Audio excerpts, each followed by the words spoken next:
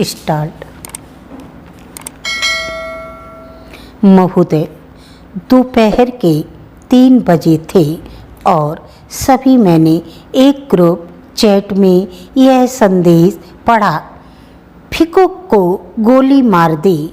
मैंने खबर की पुष्टि करने की कोशिश की और फिर जो भी जानकारियाँ मुझे मिलती गईं, मैं अपने दोस्तों और परिवार को भेजती रही। परेशानी यह थी कि घटना की पूरी जानकारी कहीं से मिल नहीं रही थी, जबकि हेडलाइंस पक्के तौर पर घोषणा कर रही थी कि सरकारी बैठक के बाद रॉबर्ट फिको को गोली मार दी गई है। इसमें संदेह नहीं कि स्लोवाकिया के प्रधानमंत्री रॉबर्ट फिको एक विवादित शख्सियत रहे हैं, लेकिन मुझे भरोसा नहीं हो रहा था कि उस दोपहर वाकई उन्हें कई बार गोली मारी गई होगी। अस्पताल में सर्जरी के बाद अगले 2 दिन तक उनकी हालत गंभीर लेकिन स्थिर बनी रही।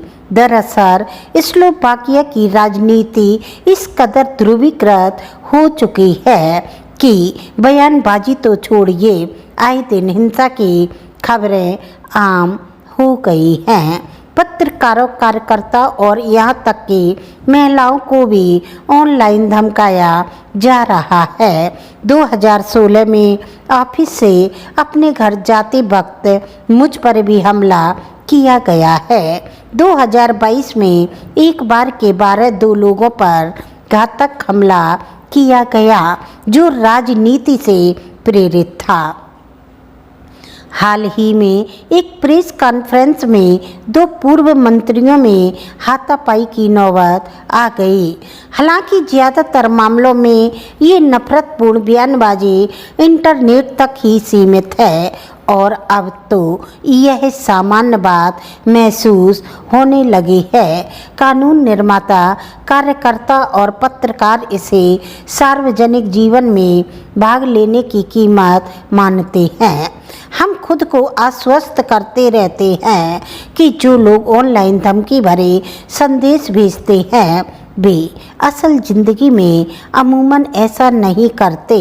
जाहिर है कि इस माहौल का असर राजनीति पर भी पड़ा है। देश की प्रगतिशील पूर्व राष्ट्रपति जो नागरिक अधिकारों की वकील भी है, स्पष्ट करती है कि उन्हें उनके परिवार को मिल रही मौत की धमकियों की वजह से ही उन्होंने दोबारा चुनाव न लड़ने का निश्चय किया है। लेकिन अब हालात बद से बदतर हो रही हैं।